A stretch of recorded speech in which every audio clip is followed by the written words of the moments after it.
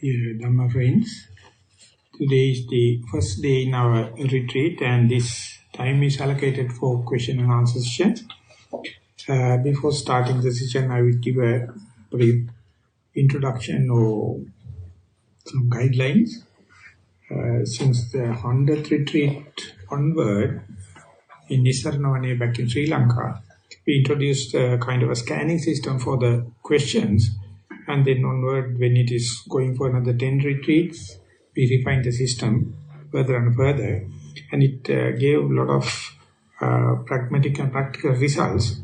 And therefore, we inform all the retreat organizers to follow suit.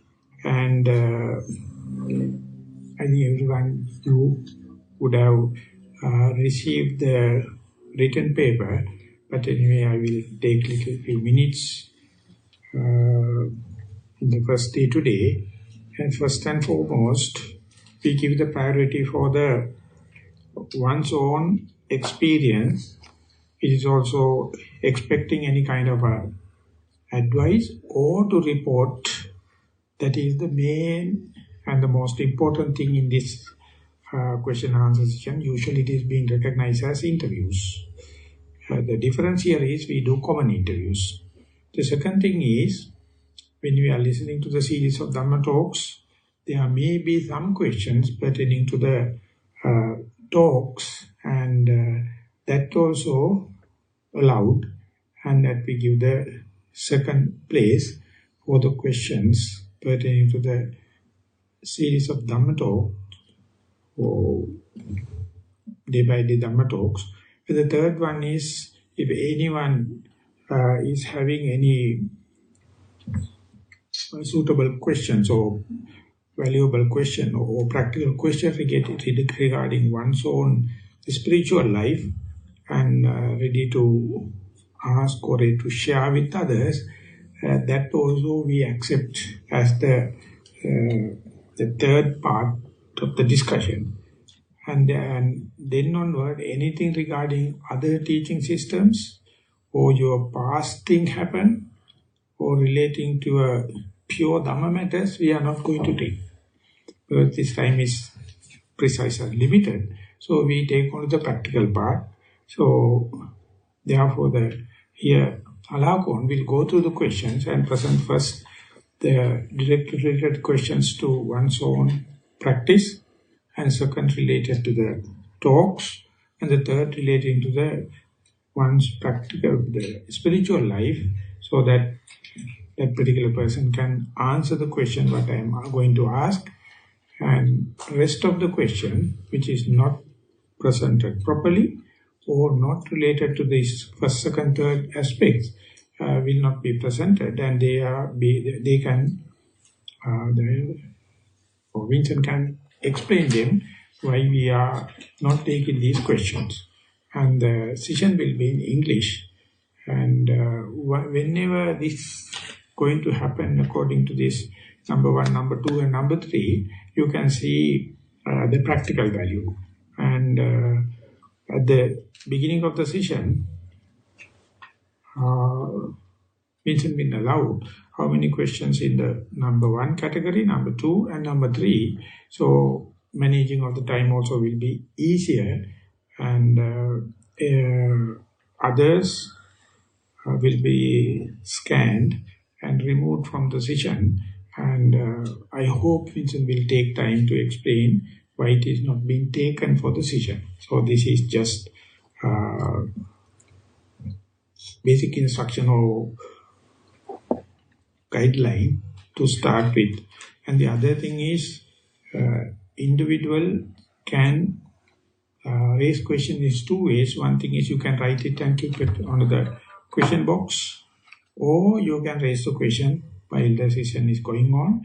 For that you may just hint with the raise hand, so that we have a prepared mic that you can present the question to the audience directly. And that will give the second consideration. First we'll start with the written question, that is to have the formalities in the session. So with this introduction, I'd like to invite Vincent to present the question already collected from the question box. Thank you very much. Swami. Swaminatha, please can you explain, Swaminatha, when I'm doing my anapanasati or a walking meditation, I come to quite a very stillness, and in that stillness there are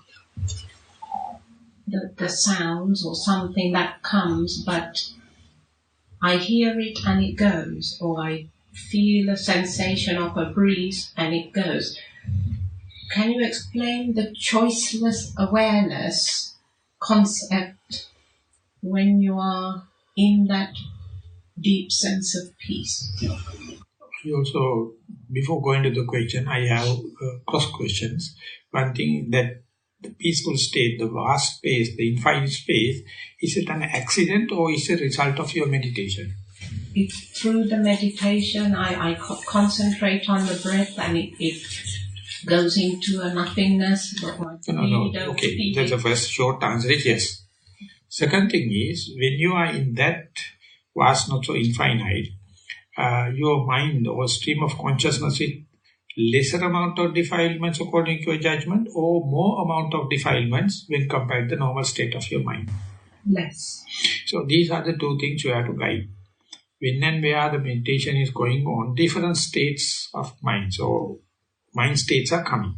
Whenever it is happening, to understand whether it's an accident or through patipada or through your meditation, this thing. If it is a meditation, this thing, you have the history, chronological order, how it happens. You can relate it to your primary object. At the beginning, primary object is very gross and then subtle. Whenever it becomes very subtlest, you go to a space. And that means you know the progress stages. Second thing is, mind is less and less tension, frustration. That means less and less defilements. So that means these two are positive, constructive aspects. But still, it is not absolute, 100% pure.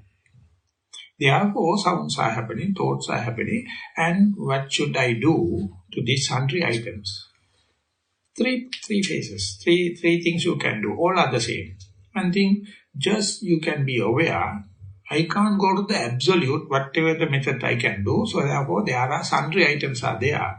They never exceed 5%, 10%, they are less than 5%. So you can just ignore.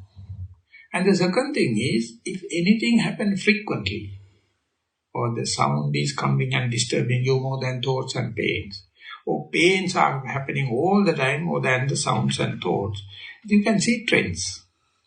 And that indicates who am I, your personality traits. And that is also additional information due to your purity of your mind, relative purity of your mind, and you are advancing to understand who am I as a second person or third person. So these two. And third aspect is, you can, whenever it becomes nuisance, you can refer back to your disappeared primary object. Disappeared means that's almost gone. So under such circumstances, my suggestion is for the third option, when you sit and meditate, even the breath is not there, you can just be aware I am sitting. Or you can say I am not standing, I am not walking, I am not sleeping. And you take your body posture as your refuge and do away with all the sundry items. So three facets. You can just ignore, or you can see the content of it. That means it is indicating when there is no inputs, mind is putting the memory outward. That is your reality. That is who am I. But there are no listening, no seeing, no smelling, no touching, no other kind of thing. So your library shots are now coming out. So that indicates what will happen at your deathbed. So this is a rehearsal. So you understand your areas, what is available inside. So it is catharsis. Coming. more it comes, more you are healed. This catharsis is the crux of healing. So let it happen. And while happening, you understand these are the things sedimented. And now it is coming out, so you can understand. The third one you have to understand, third part is, whatever the meditation, unless otherwise you become Samma Sambuddha, this state is there, but is less than 5%. That means insignificant. 90% or 95% you are at peace. So all the three come under the noble quest. So most important aspect I would like to, maybe it is too early to, because being the first day, if you have doubts about this, refer back to your primary object. If you have no doubts, full confidence, let send kites. Then you are very adventurous and you can see how much you are secure. They come and try their best, but never raise up to 5%. So below your knee level, so you can forget about. So these are the two characters. Concentration people always try to be absolute. They refer back to the primary object again and again. Whenever even 1% happens, they are irritated. They are complaining. And they say 100% I must be concentrated. But it is not the world. World is not so peaceful. And the Vipassana people, let them come. If they can't disturb me, if they can't irritate me, let them play. They are risk-loving people, adventurous. So I don't know your personality. By giving all the three options, what I can comprehend, indicates now you are not at any danger. You are exploring into the unknown area. Let it happen, and morning you may be having one personality, evening you may be having another personality. These things are changing. So this is in the deeper sense, that whenever you are in the infinite space, that's called the finer material. And the thoughts, pain and sounds appear like a gross material. Now mind is weighing which one is according to liking and dislike. You like finer material or gross material. If you are a kind of a person having tendency to go for the finer material, you hate gross material. But if you are a person you like material, gross, and hate finer material, you promote the disturbing objects. It is going to give you an egocentric idea, your orientation, your benchmark, your reference point, and you have fear for the infinite space as lost, as outcasted, as like you are cornered, or loneliness. So under such circumstances, you promote that. So nothing is correct. You can only, at that level only you have, even you don't have any sensuous gratification or any drive, this gross material and fine material itself keep the game. Liking and dislikings are there. So let them happen, let them play. And you must be a third person when they are playing to see who am I. What is my tendency to like finer material and hate gross material, or like gross material and hate solitude. So these are, we have never seen. At the deeper level of meditation, you can come, but if you go prepared, you are looking at this panoramic view as if not yours. You see your disclaimer. It's not me. Material also not me. Finer material also not me. You can see. But that's very difficult. Our mind has still the traces of liking and disliking. Let them play. Let them do the dirty game. And don't be happy this or that. Wherever it may be, our whole suffering is because of our likings and dislikes. If you can look at both in the equipoise mind, so no tension can happen. No frustration can happen. No likings and disliking happen, but only by wish it won't happen. So it's an enormous time taking. It's painfully slow. It's very adventurous. Very aesthetic because you are not committed. You let it happen. Got the point? Can you tell me in your words the point you got? Or did you understand? I understood fully. So you have to tell again to the audience, but did you understand And then only I can get the confirmation and verification whether you got the point. What I understood, Bhante... You have to speak to the mind. What I understood, Bhante, is that when I come across that situation, not to just let those things happen, but not get myself attached to it in any way. Let those things happen, and you be a third watcher, third person watching it. And then from that, you realize that by those things that come into play, you understand more about who you are, what kind of person you are. And if some of those things are, especially if it's a pain or something, go back to the primary object of whether it's the anapanasati or satman, go back to the primary object that diminishes. If you have doubt only, you refer back to the primary object. If you have any kind of a doubt. Otherwise, without doubt, referring back to the primary object is a backward thing. If you have no doubt, if you have the risk-loving character, dash through. And many, what they do is, without doubt, they refer to the primary object. So that is backward. That is very, very too much conservative. Your progress will be utterly hindered. So you must be risk-lover. You must be the non-conventional, radical. That radical nature, you can't give it to someone.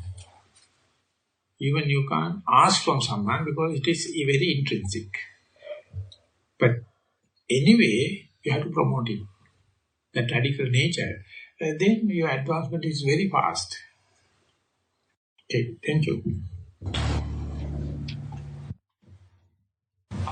Following on from that explanation, but if there is no primary object, and there are things like feelings, thoughts coming, and you just go through that as much as possible, and if they subside, at that point, and there is still no primary object, then what should a meditation do? So that means you continue to be in this free space, continue to be in this infinite space. One time, at the moment I'm experiencing pain and having thoughts. It's sort of, I'm just wondering what would happen if... No, I didn't get your question. You have to redefine the question. So, if the primary object goes, or if pains and thoughts come, that's what I'm experiencing now, pain. So, if the pain subsides, and also there's no primary object, in that situation... So that means no object as such. Yes. So that means a space. And so when that is happening, that means no friction, there's no tension, no frustration. Am I correct? Or do you still have any doubts or any uncertainty or fear for that kind of a situation? No, I don't think so. You don't think what? You have a fear for this freedom or infinite space, or still you have some doubts or uncertainty or kind of thing? From where does this question come in? I was wondering how to continue to practice if something it got to that point. So, before continuing, you have to understand the present given situation. Given situation is frictionless space, infinite space. And how to go further means, if this is not satisfactory, only you have to advance it. If this is the final, if this is the ultimatum, if this is the thing you have to familiarize, if this is the thing you have to season, your question is the only thing disturbing you. So there are, when you're in the warfare, it is happening to one thing, you attack the enemy. Second thing is you establish the power, the area you reclaimed. Without establishing, you don't keep on attacking the front line. So likewise in the meditation, you gain some areas, specifically unknown area. You have to establish there, you have to make it familiar, you have to make it seasoned over there, and then only you go for the next. Soon after you go to a unknown area, if you ask what is the next, that means you are not established here. And there's a kind of a doubt, that's why you want to go further. So therefore, claiming or acquiring the area is one thing.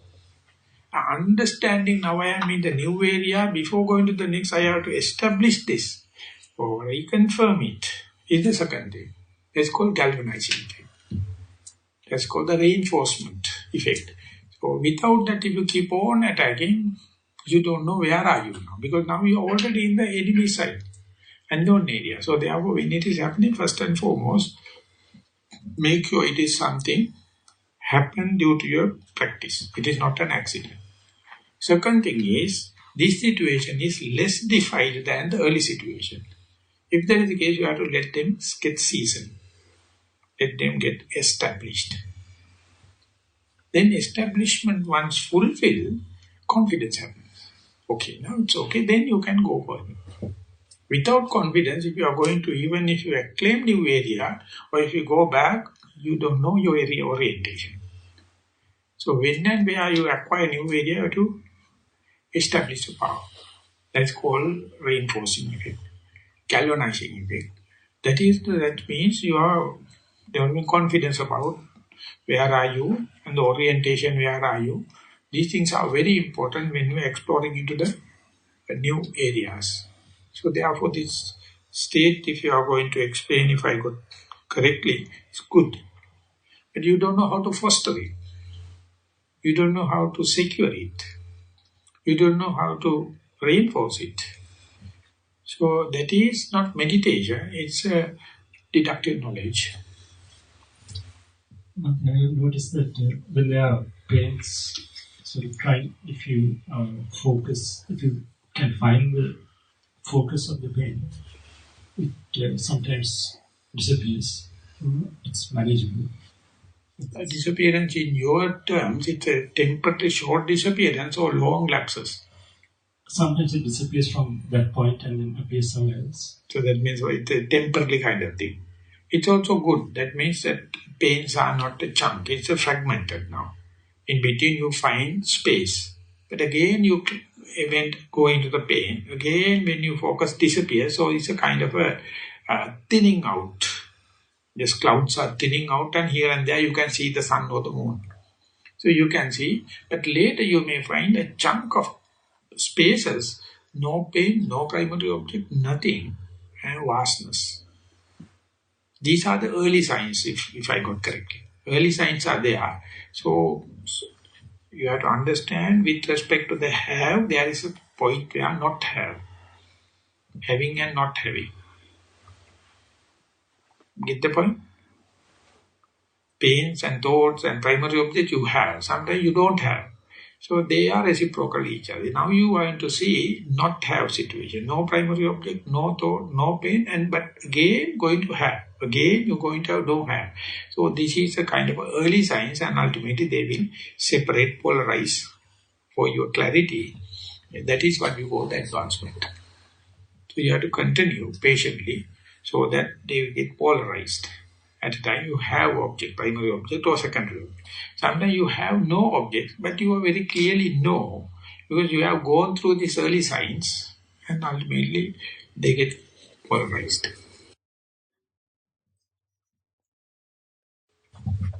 Okay, one more question from me. When I'm doing the walking meditation, and often I practice a lot of walking meditation in my normal day-to-day, what I experience most is when I'm doing my left, right, is much more of that, the anitya state of it, this seeing of the finishing. I don't know if I'm explaining it correctly. The finishing point of it. Cessation. Yes, cessation of it. And that form of meditation is very different to when I'm doing my anapanasati, where I'm going into that that infinite space. I'd like some clarity, Bhante. So when you are, specifically in the walking meditation, when you are to see, when you are to observe cessation and you know you are observing cessation, what is your coloration of the mind? You feel like gaining something or you feel like losing something? You feel fearful, uncertain, or you are brave enough to look into that further and further? I just experience it. I just experience that ending, the cessation nature. So I don't go beyond it. That means you have to, without much question, you have to season it further. And all the points that I made, still valid. You must understand whether it's by accident or by your practice. One thing. Second thing is, seeing this cessation is, you get more and more agitated or less and less frustration and tension. If there are no more agitation, no doubts, no uncertainty, no fear, then that means you are ready. Your mind is confident enough. Then you have to continue. Continuing is, further, there are some very subtle states of that. At the beginning, cessation is very, very materialistic. And more towards the end, it is just like energies. There is no shape, no manner, not labelable. No, you can't label it. There is no shape, no color. So that evolution of the disappearing matter highly and directly depends on your confidence. That means you have to give time. It's going there. It is dissolution. But disappearing matter has some evolution. The shapes are changing. It's more to the, from matter to non-matter, to the energy life. So they are, anything you do is disturbing the trend.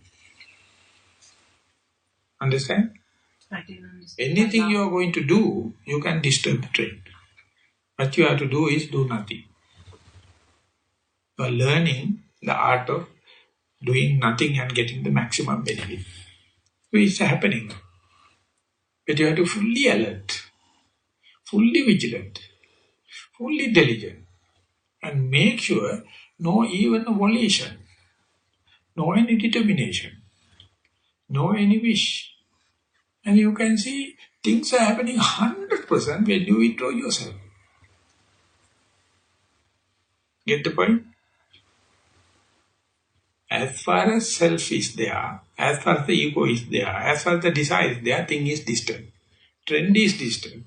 So you have to do is withdraw yourself, let the thing happen, and vigilance double-fold, diligence double-fold, and alert, mindful. And you see, as far as you are observing, exactly the world is running, most smooth way, very aesthetic. It's not science, it's an art. Ultimately you find, even with the people, even with the day-to-day activity, let the thing happen. It's a perfect. Whenever you fork your finger with formulas and methods and you are utterly disturbed. So when you understand in the meditation, when the dissolution happens, the best you can do is doing nothing. And then 100% results. Whenever you fork fingers and try to analyze it, you are eating sour mangoes. If you wish to eat sweet mango, let that get ripened. And ultimately you find, not only in walking, even in sitting, even in day-to-day, even when you are working with people, even when you are working with material, let the trend to happen. Perfect. So once you die, world is perfect. As far as you are living, you are disturbing it. And on top of that, you are complaining. And you say bye-bye. Go on forever. No more disturbances. Not the world disturbing us, but we disturb the world. Because we don't know. We want to be pedantic. We want to run the world as we like. Bullshit. It's a very bad term that is censoring me. Little run is perfect. When I am here, Sri Lanka is perfect. Nissarana is perfect. When I go back, so much of problem. Because I am back. And you people are perfect. You see how much we are disturbing the world. And see how that egocentric idea comes. See how this conceit is coming. How this desire comes. Very aesthetic, very beautiful. Nothing it comes. From nothing, ego is coming. From nothing, the conceit is coming. From nothing, the desire comes. And if you can see, it is the most beautiful thing in the world. Don't hate it. Just see, things are happening when I am not here. Perfectly. When I am here, I hate my egotistic. Don't hate it. That is beauty. Just like a flower coming or mushroom coming. Your conceit is coming. See, it is happening. It is not you. See your desire to get the lion's share. And then you can see everyone. Everyone is the same. Each and everyone is the same. No one is extraordinary. After nothing, you make a turmoil. Jivite mal, vihin pal.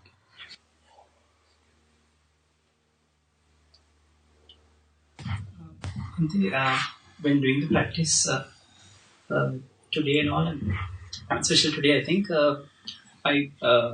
lots of images kept coming to my mind, various images. So I was just wondering, so I was trying to take my mind back to the primary object. What is the primary object? Anapana. I was actually aiming to fix, have my attention over this area. My intention was to note when it was an in-breath as an in-breath. I mean, not verbally or anything. And then when it was an out-breath as an out-breath. Just that.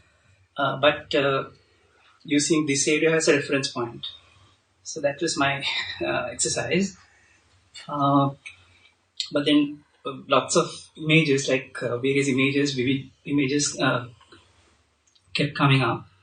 I was wondering whether, as long as I was mindful of what was happening, whether there was progress or whether I was going astray. Like, whether, say, although my mind was sometimes away from the primary object, if I was aware, I mean, obviously not all the mind moments, but at least, if I was aware of what was happening, if mindfulness is there, like if it was not lost, if the mind was not lost on what was happening, was it still,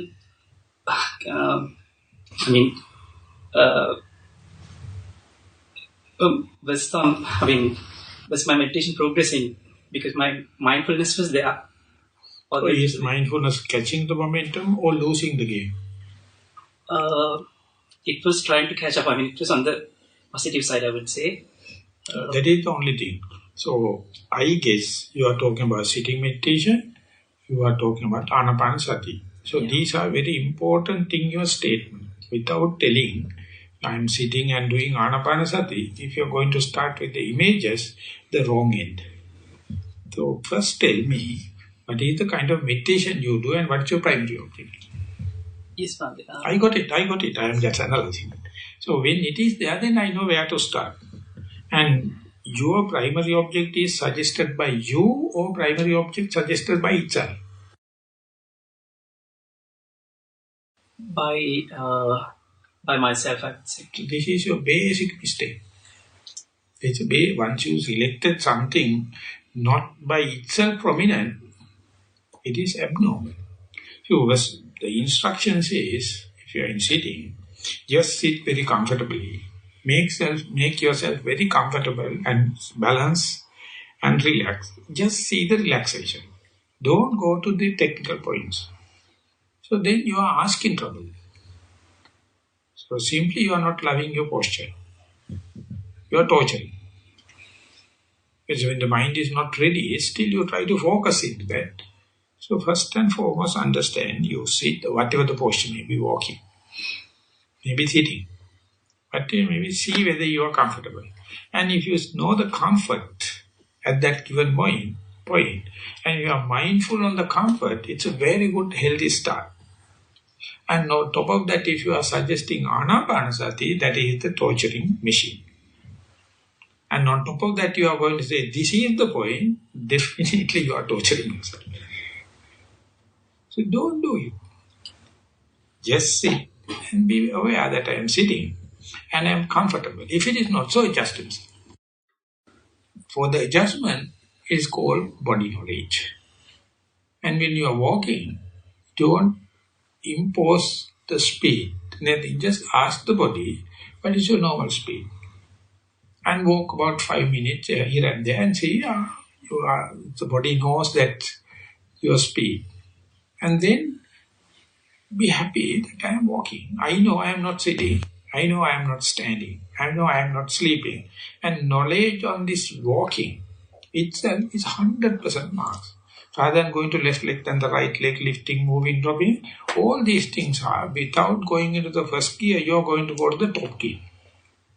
Or the second gear, or third gear. Of course, if you are in the downhill, there is a practical hit. Even that is not approved by the engineers, but approved only by drivers. The downhill you can pick up in the third gear or second gear. But if in the uphill or say the flat area, first gear little bit and then the second gear little bit and third gear according to the weight of the vehicle. So these things are the most important in our meditation practice, the embarkation. Many are losing this point and they try to catch the more juicy part, more technical part. That is what I am telling the disturbing. So that is why the interview says, first start with your primary object and give the basic background. That means the introduction of your essay. I am going to talk about sitting meditation. My primary object is this and that. And then I can start. But if you start with something 15 minutes later or 30 minutes later or that your appointed primary object, and then distraction is a must. Which the mind is not naturally under such circumstances. So make it more natural. That is why when we are having 10-day retreats, third day, fourth day, like we become seasoned, familiarized to the place, and you will love your body.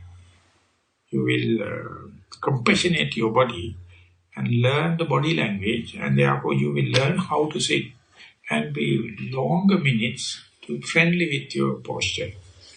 And let the primary object to arise rather than appointing and the place and the object. That often it is wrong. Primary object is the most prominent thing, most frequent thing, so it has to come and suggest itself. Then the following is easier because it's like a hobby. It's a pet issue rather than the technical points. So if you're going to do some technical, mind reacts. There it is go astray. It is protesting. So that means your basics. So introduction is wrong. But not a single person go to this proper harmony without doing mistakes. So that's why the interviews are important. That's why we have to share with the other meditators, core meditators, and then we have to understand. The most important thing in the practice is the beginning. How to start with. And then the balance will be endowment. It's a gift. Slowly you can go into deeper layers. And for that, of course, the theory knowledge, if you have, you are very entertaining. Even without the theory knowledge, mind knows where to go. We know the basics. And therefore, daily when you go to the walking meditation, when you go to sitting, when you go to brush your teeth, when you go do something, do it wholeheartedly. Do it with both the hands. And then try to be fully aware what is happening. One thing at a time, and that done well. And then it will lead into the gradual process. So therefore, don't worry about the images happening. See whether your mindfulness is gaining If it's little by little gaining, no problem. You have to be very patient. And facilitate it only to the primary object. Don't talk about the images. Even mentioning and talking about images is promoting images. Even you are talking and promoting of your astray mind means you are promoting astray mind, wandering mind. If you are talking and promoting your pain means you love pain. You are promoting it. Instead you have to say, with so much of pains today I managed to see 2-3 breaths. Even with so much of images, I just managed to more than 2-3 breaths. That means the positive way. And the listener can understand. Don't talk with reference to the disturbances. Always try to put the primary object as the theme. And that's a primary thing, most crucial thing in our recent refinement in the interview reports. And it is done by Pandita Sayadaw. When he's interviewing, he says, tell me these things, all the others are gossiping. It may be important for you, but I can't correct you if you can't, as far as you are not giving me the basics. If the basics are given, every one of us in the same boat, but we know how to maximize the time by giving more accountability on the primary, even if it's for a split second, that's enough. And then you can have ways and means more and more. So therefore, in the retreat, first, second, third days, we have to understand, because we have to understand the language. And later only the gathering of momentum can happen. Thank you. Okay, if there are no questions, we can go for next event, that is for the break and walking meditation.